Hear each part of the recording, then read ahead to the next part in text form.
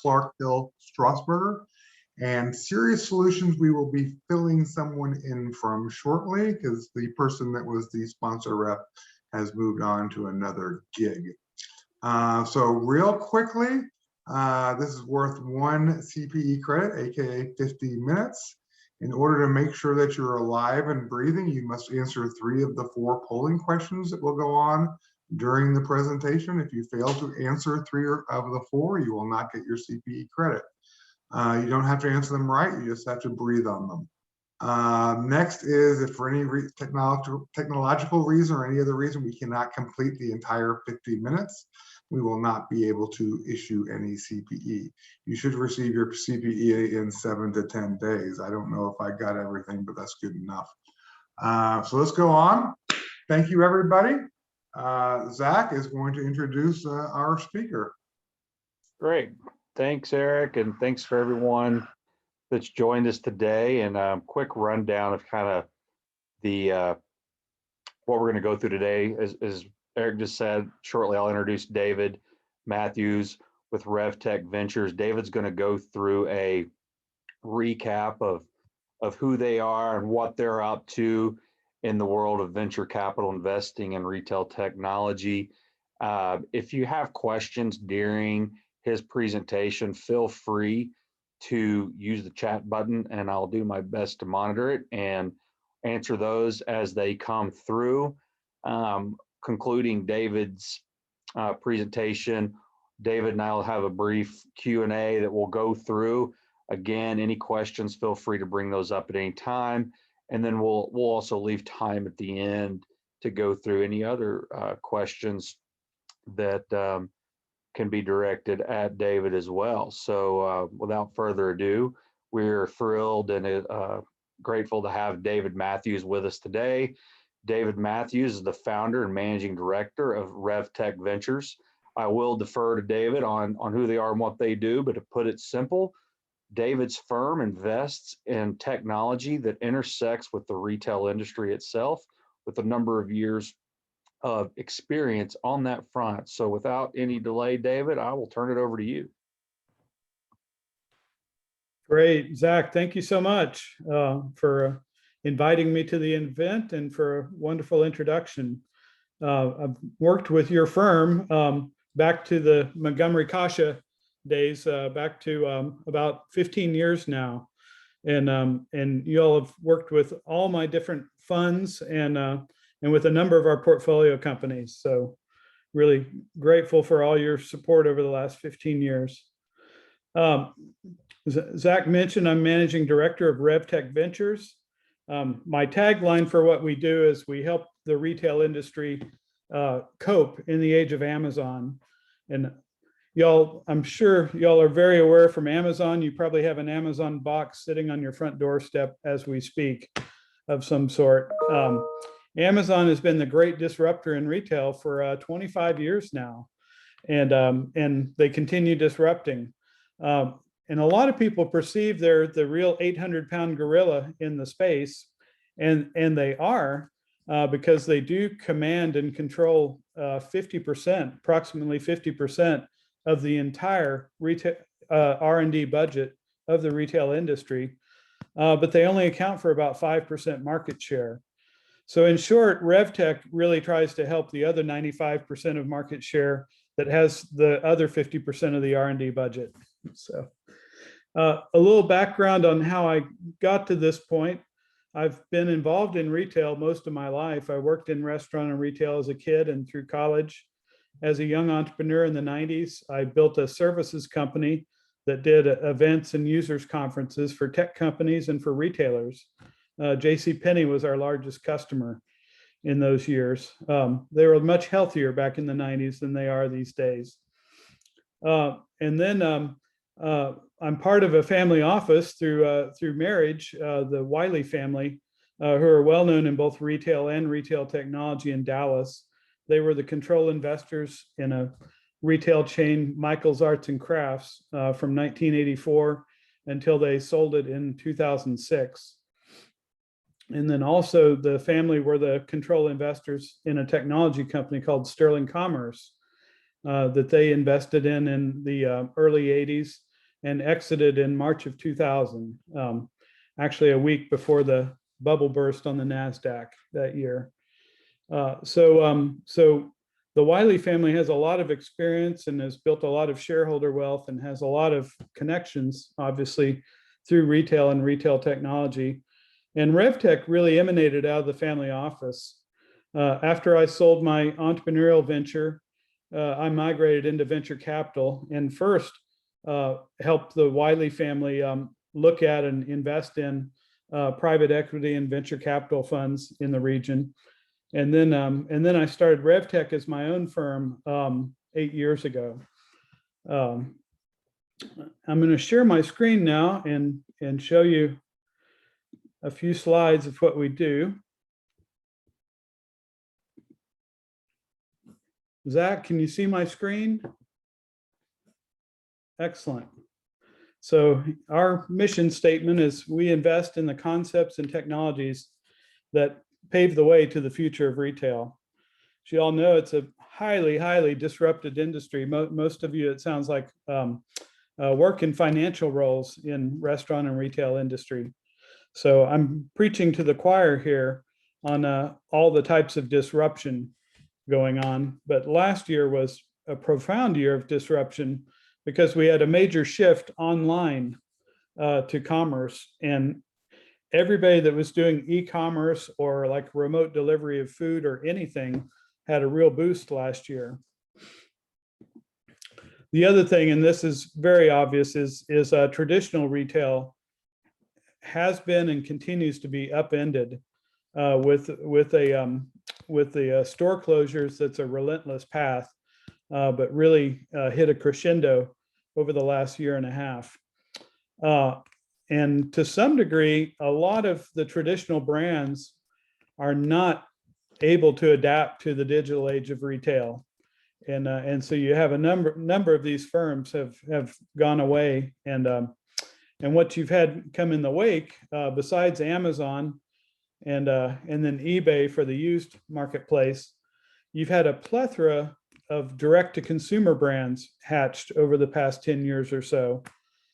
Some big names that you probably heard of, like Warby Parker and Bonobos, Casper, so forth, and zillions of smaller brands, enabling a whole new platform called Shopify to really become kind of the alter Amazon out there for the long tail of e-commerce retail. It's a logical evolution because these e-commerce brands, if you're going to compete with Amazon, you can't do it on price or speed of shipment. The only way you can really effectively do it is by creating products that you can't get on Amazon. So I think what we're seeing now is that pretty much every major category across the retail spectrum has been claimed and is being defended by a handful of digital native e-commerce brands. And we're starting to see a real wave of consolidation. So I think we're at a beginning stages of seeing like new Procter and Gamble's and holding company of consolidated brands beginning to emerge in this space. And then something my firm's done that's interesting, playing in this, is we've invested in kind of a virtual pop-up store, or a pop-up store for online brands that are figuring out how to get into physical retail. And that's called Neighborhood Goods. I don't know if you all have visited, but their first store is in Legacy West in Plano. And they have a store in Austin now and a store in New York, and they're about to open 3 more stores this year after having a year-long pause for obvious reasons. But anyway, that's kind of painting a picture of the retail landscape today. Moving ahead, the themes that we look for, and I should maybe back up a step. You heard my background and the Wiley family office story, but why a retail sector focused fund in Dallas, Texas? And the reason is maybe a little counterintuitive, but our model, we invest at a very early stage, at a seed stage so in the very infancy of companies. What I've found Dallas to be beneficial is our model is highly built on mentorship. So at an early stage, it's good to apply a little capital and a lot of mentorship. And then if it works later on, you can apply more and more capital. Dallas is actually, you couldn't find a much better place to build a robust mentor network for technologies around retail. And the reason is we have more of the top 100 traditional retail chains in the country here than any other major city. And there's at least 50. The number's unfortunately shrinking, but there's at least 50 chains that are based here.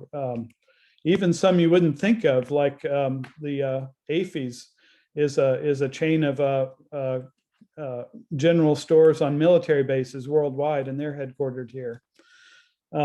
So anyway, as traditional retail goes through struggles and downsizing, for us, it's been excellent, because the best time to recruit a mentor is when they've recently retired or they're in transition.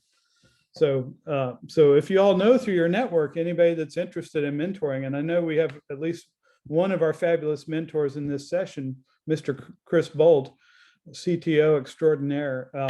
We'd love to get you plugged in and engaged with helping us in the process of helping startups through early childhood, if you will.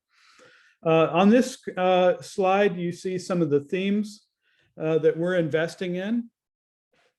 And so we're thematic investors. We look at the disruption in the industry. We can kind of cheat a little bit by just seeing what Amazon's doing with their massive R&D budget, because you can bet what they're spending money on, the rest of the industry is going to have to spend money on to keep up and contend. But themes we've focused on and made investments over the past year are around personalization. And that, to me, personalization is a way that a mass merchant retailer, like say a grocer, can create individualized relationships with each of their customers, even if they have millions of customers, by harnessing AI to take transaction data and pattern match. You can really create each of your customers individually as individuals. That's a big wave, and it's not going away. Supply chain, I know in our breakout room session before this, we had some discussion around supply chain disruption. We've made our first investment in supply chain, but really about the role that blockchain is going to play in giving supply chains the ability to have an audit trail. Another category we've invested in is the whole re-commerce wave that's underway.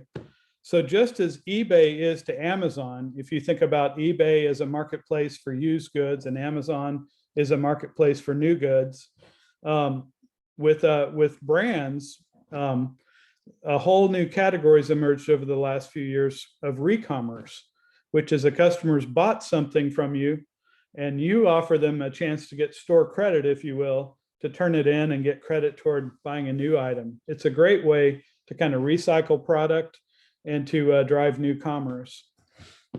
A fourth category we've invested in is as you have online digital native brands that start expanding and opening physical stores, and it happens, believe it or not, at some point in an online brand's evolution, they find that customer acquisition cost becomes too high online, and it becomes actually cheaper in a physical store, albeit we paused that during COVID for a year. So most online brands, if you think about it, that have expanded, have gotten to a point that they're now retailers with quite a number of stores. Even Amazon itself has something between 500 and 1,000 stores today, physical stores. So omni-channel for employees is a category we looked at for e-commerce brands that have expanded to physical stores.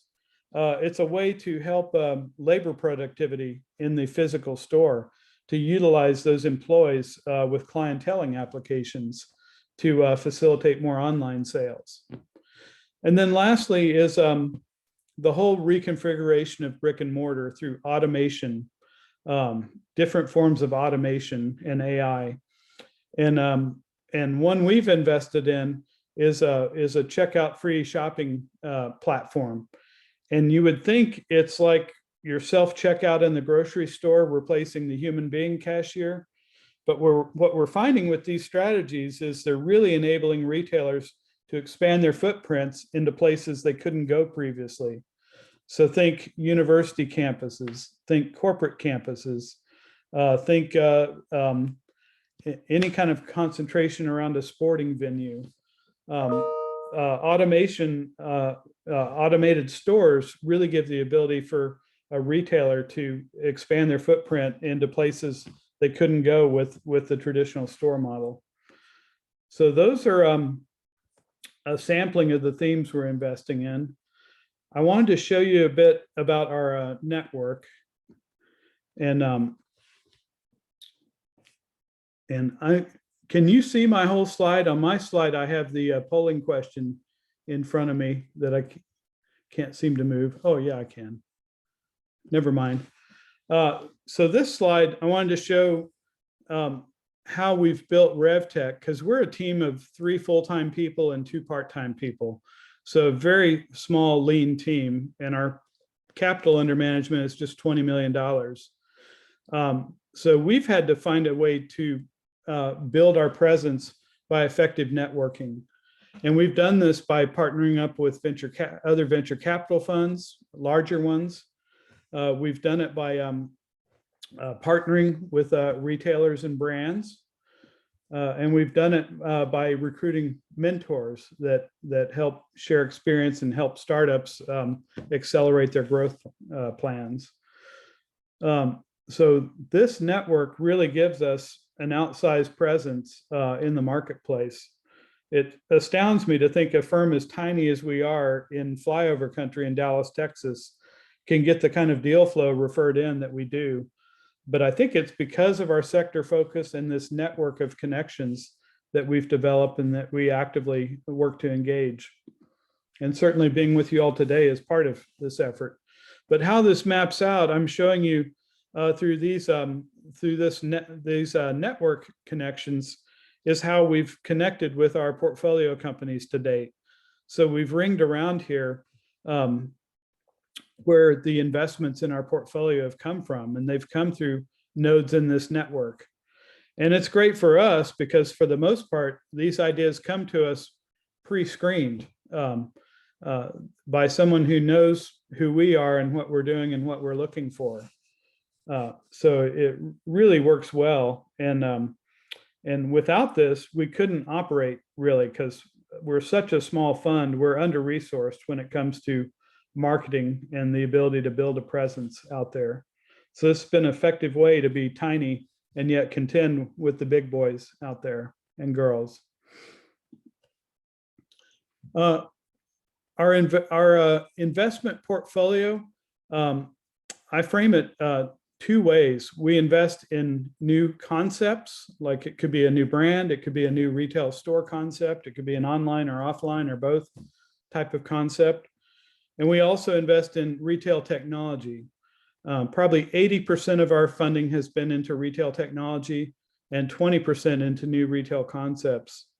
I like this blended approach because the retail concepts tend to be linear in growth and more predictable in their behavior. If they have a good team and a good product and a good market opportunity, they tend to be able to scale and drive, double-digit or even triple-digit annual growth. It tends to be a more linear growth plane than a technology company, where it looks more like a hockey stick. The old joke is the hockey stick laying flat on the side, or is it upward like you would play hockey with? And many times it's laying on its side for us because we find we're too bleeding edge in our leading edge technologies. But I like the blending of the tech with the concepts because it really gives the upside potential that technology can give, and it gives a downside protection as well. And I want to show you a few case studies, and then we'll get to questions with Zach and with all of you. But I want to show some examples of what we've done in brand investment. Order My Gear was an investment we did in 2013. a young entrepreneur from Enid, Oklahoma, whose dad was a sporting goods rep, outfitting school football and basketball, baseball teams. Kent's dad really had to come up with an e-commerce site because his customers were demanding it. So Kent built his dad a site and it worked well.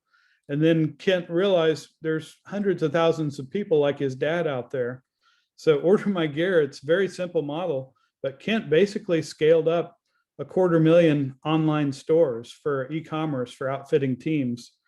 And for us, by virtue of investing early and at a low value and having a successful recapitalization led by an East Coast PE firm, we had a real terrific exit with that one. The citizenry, I know we've got somebody in the furniture e-commerce business on the session here today. The citizenry is a home decor brand, really built on sustainability and fair trade standards. Two women that met at Texas A&M College, and then early in their career, they got together with this idea. We funded them in 2015, and they started developing collections of home decor product with artist groups in different countries around the world. In a way, they're kind of like a venture capital fund themselves in that they find these artist groups, they design these products and have these groups build them, but they have to help these artist groups around the world develop scale over time because they tend to be very small. And so it's a lot of heavy lifting, but this company's grown now to almost 1,000 SKUs of product, and they'll do north of 30 million of net revenue this year. So it's been a nice investment for us. And then lastly, I mentioned earlier neighborhood goods, but a department store model for taking online native brands into offline environments. These have been great. They've been linear growth, and thankfully the linear line has been a nice slope on these. On the technology side, three examples of these. Excel Robotics is a San Diego startup we backed in 2017. They started with a plan to design robots to roll around in stores and help customers. We thought that was ludicrous, but we assembled a panel of retail CTO mentors and really helped them develop a plan around what their real IP was, which was computer vision. They had a very slick way of kind of monitoring a customer in a store setting and knowing where they're going, what they're picking up, what they put in their bag, what they put back on the shelf, et cetera.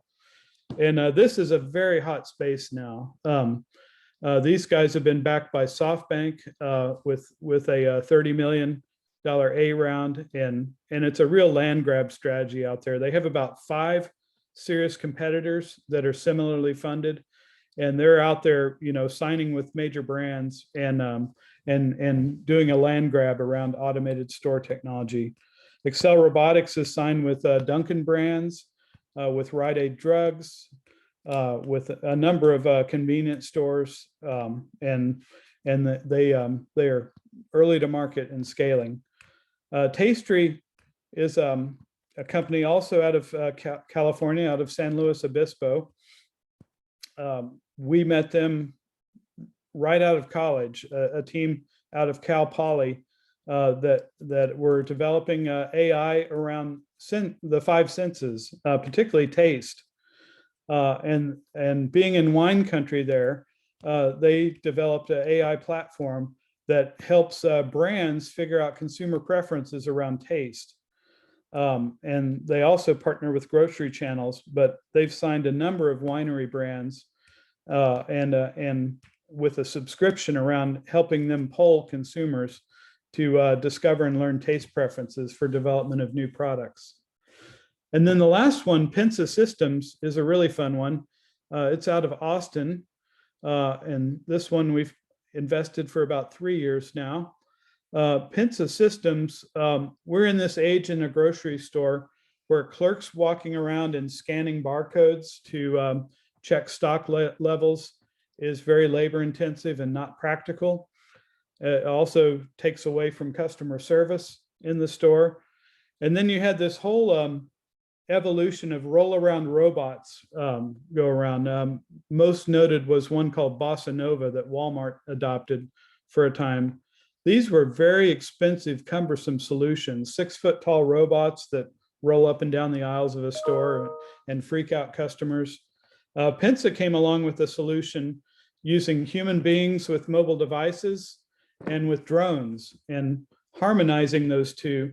They developed a much better, sophisticated way, statistical modeling way to capture this.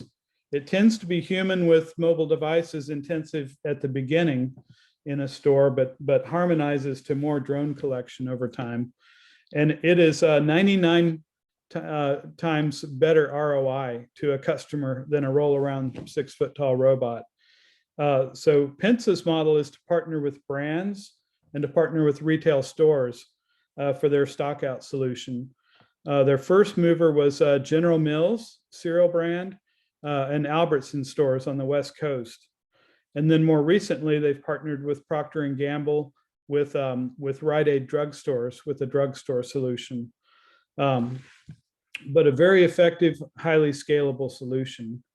And with that, that's kind of a taste of our two primary themes and a sampling of our portfolio. And with that, I'd turn it over to Zach to see what questions I could answer. Great. Thanks, David. Always love hearing about where you guys are and headed. It's always evolving for sure. And I would say if anyone is ever fortunate enough to attend one of David's RevTech's pitch events, to hear various groups pitch their emerging technologies, it's quite the show. It's impressive. We've always enjoyed attending those, and there's always something that's enlightening in there that you just can't imagine is being developed. But I just wanted to add that to the end of your presentation there. So thank you very much.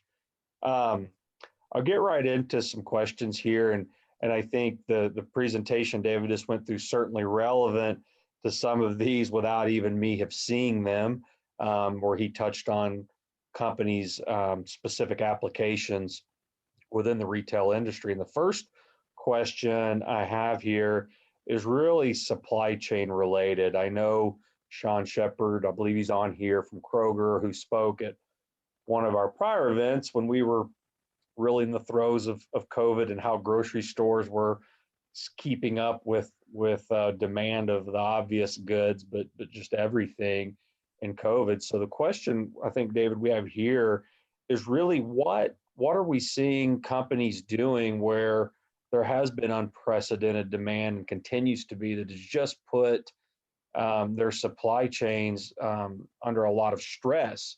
Are we seeing a lot of capital inflow to technologies to alleviate that, or are we trying to continue to work with systems that have been exposed as maybe incapable of keeping up? Just maybe touch on what you're seeing in that technology space specific to retail supply chains. I know many folks on here probably go to a store and they're out of something that they really enjoy buying or want to buy just due to the impacts that we've been through with COVID. Yeah, well, Zach, it's a great question. It's definitely becoming one of the biggest spend allocations in retail technology is around supply chain. For the last 2 or 3 years, last mile delivery has been number one in terms of global venture capital funding. And that's, I think, all the Uber Eats type solution, but also the whole BOPUS, buy online, pick up in store. A ton of investment has been applied globally into last mile delivery solutions. So that's been a real focus of retailers. I think some of the supply chain issues really snuck up with trade war issues with China, and then more recently, ships stuck in the Suez Canal and so forth. For us, it was never an area we looked at that much. We did have a mentor with some expertise, and we looked at a few things, but never got on board with one. But one that kind of hit my interest because I had some knowledge of all these different standards like fair trade standard, certified organic, certified green. There's all these standards, and I'd wanted to find something that used blockchain as an application to really map the supply chain from source to final destination of products. And the company we invested in last year, Topple, is one of the first movers in this kind of latest land grab of really enabling audit trail using blockchain for all types of commodity and non-commodity products for end customer. And it's increasingly important to the end customer to know where the product came from. Like, was it made with fair labor? Is it safe? Was it pesticide or any kind of bad crops? So there's a lot of demand for that visibility. And I think that's the next wave. And I've got to think it will apply to supply chain disruptions that have happened around geopolitical issues and transport issues as well. But I'm excited with Topple because for all these certifications for years, there hadn't been an audit trail to back it up. So if you say it's certified organic, is it really provable? If you say it's fair trade, are you sure there wasn't a sweatshop in Bangladesh involved somewhere? So anyway, I find that to be very interesting, the impact blockchain is going to have in supply chain. For sure. It seems like you almost can't go a day without hearing blockchain impacting those types of transfers of goods, especially across political borders, because I guess it eliminates the need for, customs and things like that to some extent, if you're getting it from the root garden, if you will, all the way to the shelf. Second question today is really around the, whether it's impacts of COVID that have accelerated the landscape, but coupled with technology, do we think the barriers to entry for these new market entrants, I would say specifically more in the actual retail space, like your neighborhood goods investment, where do we think the market's at to allow the barriers to entry or lack of, just given the avenues that are available for these smaller players to participate in a large market? I think the barriers to entry are the lowest they've ever been, Zach, because we're swimming with capital right now. The ability for a new consumer brand to attract startup capital and begin, putting product into market, and all these avenues, just even Shark Tank and all the things like it. It's created a mass proliferation of brands and technologies too. I think they're low and lowering. And for traditional retailers, I think this is what's just vexing, because they can't adapt quickly enough. For example, every department store that's struggling on a survival plan now, like Macy's, JCPenney, even Neiman Marcus, is trying to figure out how to have like a direct consumer brand marketplace in their store. Macy's famously acquired this startup in New York called Story that was kind of a discovery platform, and it just didn't work.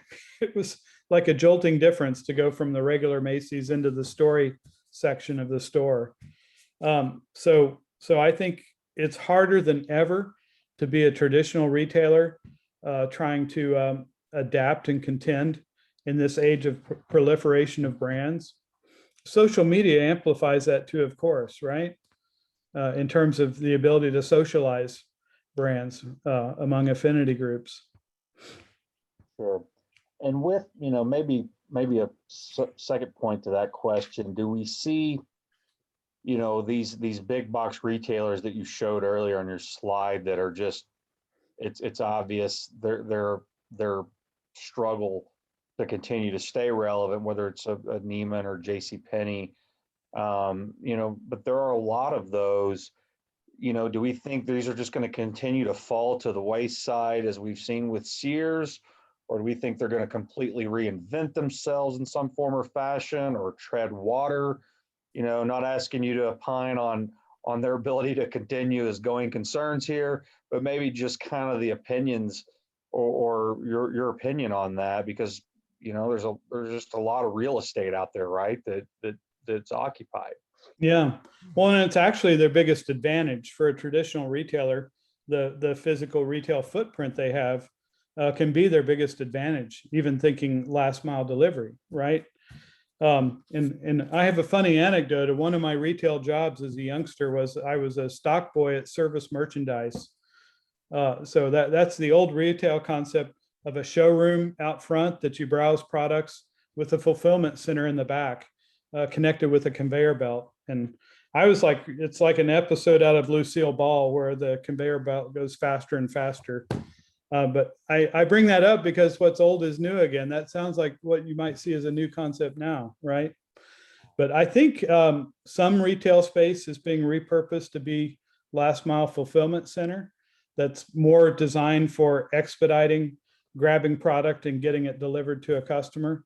And then a smaller footprint around physical classic shopping and browsing and the ability to touch and feel products.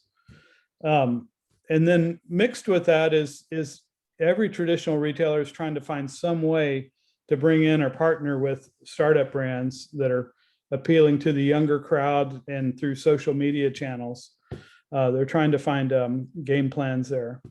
But I certainly don't think physical retail is going away at all, ever. Even with the swell of e-commerce, physical retail at the worst case last year during the pandemic was 75% of total retail volume, with online growing to 25%. Sure. A couple of questions and comments pop in here. I'll go ahead and maybe hit you with one of those. One of the comments or statements is how it's clear you mentioned that you cannot compete on speed and delivery with Amazon, but is there room to essentially cut Amazon out going direct to customer, or is their kind of logistical abilities kind of the monopoly on that to some extent? Yeah, this is an interesting question because forever Amazon had this really bad rap that with their marketplace platform, that if you were a mundane brand just kind of making it to get by and maybe growing slowly, it was maybe a good platform to use because Amazon brings a lot of back-end logistics to somebody who's good with a product but really needs all that back-end support. Amazon was great with that, but they were infamous for seeing brands launch in the marketplace that scaled quickly and stealing them and cloning them overnight. But what's happened in recent times has been there's been quite a few consolidation plays of venture-backed or even SPAC type approaches to take big brand presences on Amazon Marketplace and consolidate them into their own retail ecosystem. So I think Amazon's getting some payback here on that front. Another question that came in is, do you see more ghost stores across all retail sectors? I guess that means empty stores, or is it like ghost kitchens? I think Steve, you want to expand on that? You can shoot me a message kind of on that front, but in terms of empty stores, definitely go to your neighborhood strip center and take a look. Right. What you're seeing in a big way is the former model of stores that have row after row of shelves filled with products are being replaced more with services. So nail, gym, Weight Watchers, WW, services are really kind of filling the gap where stores were. In my neighborhood, it's like the old Tuesday Morning and the Dollar Tree and the the Steinmart, and Steinmart's gone. Tuesday morning will be, sooner than later, and Dollar Tree is certainly holding its own, but those are being displaced with services. Then Ghost Kitchens. I mean, Ghost Kitchens is a really cool story.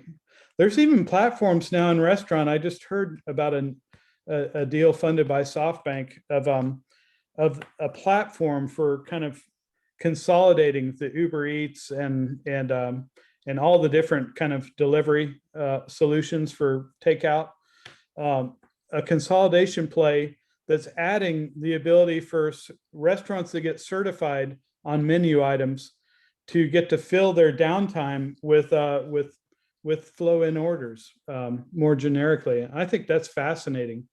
And as that applies to restaurants, I could see that applying to retail too, where a platform for serving kind of remote delivery could have an added ingredient of giving people on the platform more business to fill the downtime. Kind of like as Sabre was to airline, filling every seat on an airplane, this is to filling every meal that could be fulfilled by a restaurant or orders delivered by a store.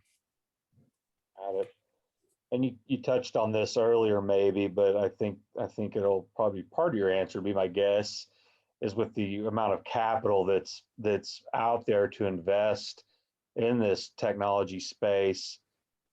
How can these new market entrants that are smaller in size, how are they going to be able to continue to invest in that technology that allows them to keep up with this, ever evolving pace of this Amazon world we're in? Yeah, it's a very interesting time now, just in terms of valuation. And that goes from the largest publicly traded large cap stock to the smallest startup company. The valuations today are just astounding. For my model, we have to see path to get to a 10x outcome if there's successful execution within 5 to 7 years. And we're seeing startup valuations pre-revenue, north of 10 million these days. And we're seeing a number of things, point of revenue, seed stage, priced at 100 million. So they literally have to become a unicorn with no further capital requirement for us to get a 10x outcome. So that's not a direct answer to the question, but I think the valuations are at a state where the music's got to stop sometime here. It's certainly slowing down my entrance to new deals, because I'm just not going to pay 10, 20, $50 million valuations on a company that doesn't have $1 of revenue yet. Right. And I guess these companies are going to be dependent on that capital and those valuations to continue that development, I would assume, of their technology to make it where it's, applied in everyday commercial use. Yeah. Well, it's a vicious circle. The SPACs have been additive to IPOs as a path to liquidity for startups, for venture-backed companies. And I think it's just really driving a pricing spike all the way down to the beginning, to pre-revenue startups. Yeah, it's interesting. In my practice, just in our CFO advisory and transaction services, we don't go at least a week without having a conversation with a company evaluating SPACs right now. And most of these are early stage companies that have revenue, but are still, losing money. And this is just a path to liquidity that's deemed, easier at a higher valuation. So it's crazy right now to see all that activity. Another question that just came through. Could we be headed in the .com pent up demand as you just alluded to with these valuations? Oh, I think so. Like a next .com, right? bust. Kind of the 2000 repeated. Yeah. Yeah, it's definitely, we're somewhere between repeating 1997, 98, or 99 right now. I'm not sure which year we're in. It depends what I'm seeing on which day. But yeah, it cuts both ways. It definitely makes for uh, a lot of unrealized gains on the balance sheets of my firm and many others. But I do think there's such a plethora of startup software. I mean, it costs nothing to do a software startup now, right? You could get, $50,000 of funding from friends, family, and fools, and get quite a lot done with all these types of software you can build on, where it's, you pay per user per month on all these different SaaS platforms. It's amazing what you can do for low capital. 10 or 20 years ago, when I first got in venture, it would easily cost $5 million starting costs to build the kind of things that could be built today for under $100,000. Wow. But that causes too much of a plethora of ideas, and they're not all going to find their way to market. That's quite the illustration of where we're at today, for sure. Given the amount of deals you see, evaluate, invest in, pass on, maybe a more fun question.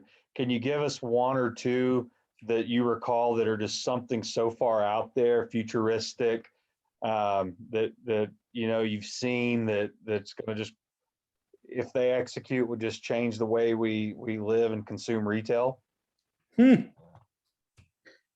Well, certainly starting to see things like you saw in Star Trek, like with the ability to hit a button and food suddenly materializes out of nowhere. So we're seeing automated vending type solutions that are actually cooking meals under the hood with a robot of some sort and spitting them out. I mean, that's one that just jumps into mind as something you saw on sci-fi shows when we were kids that's happening now. I think it was in the Austin airport. They had the robot that makes you a cup of coffee, I think, right in front of you. So yeah, several of those stores. There's a chain in California, or a store in California, with a pizza kitchen with a robot cooking the pizza as it's driving the delivery route. Okay. I think probably the last question I've got here for you is, with the amount of retailers, small, that are in the Amazon model of how they're reaching their customer base, is this sustainable? And do other small companies that aren't in it, is there an option for them to continue on without it? Or is Amazon kind of it right now? No, Amazon's kind of it. But if you think about it, how many more products could they add in volume to their selection today? I mean, it's beyond massive. How much faster could they make delivery? I mean, they're down to like 2 hours now.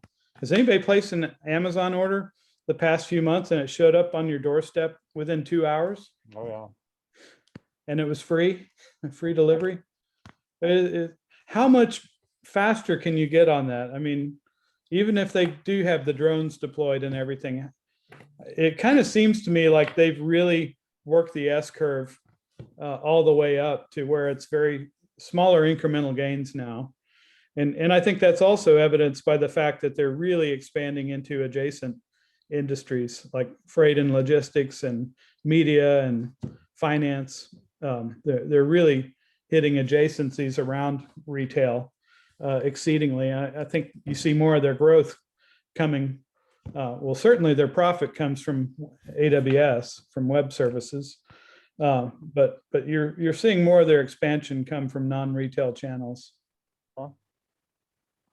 All right, David. Those are kind of questions I had today. I think we'll pause here and save a few minutes here at the end if there are any questions from the audience here. We'd be happy to take those.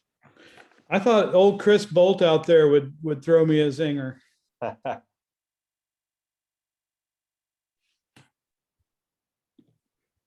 have a few minutes here.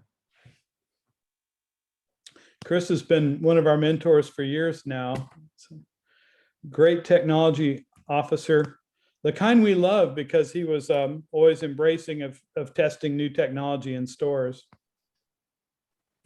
Yeah, it's we spend a lot of our time in the restaurant industry and retail industry at our firm, and it's probably we obviously interact with CFOs more than anything, but we're having more and more of those meetings with the CTOs, CIOs in the finance meeting of how the directives are to adapt, move quickly, and then the finance and accounting team, we're all can empathize with each other on here. We're left to kind of figure out how to update systems to continue on producing the financial reporting that's necessary. So it's been an interesting shift over the last few years. I think it's been that way with our larger clients, but even now with our smaller clients, and even if it's an outsourced solution, we're having more and more of those conversations to where we're much more integral with the technology side of these entities for sure. Yeah. Okay.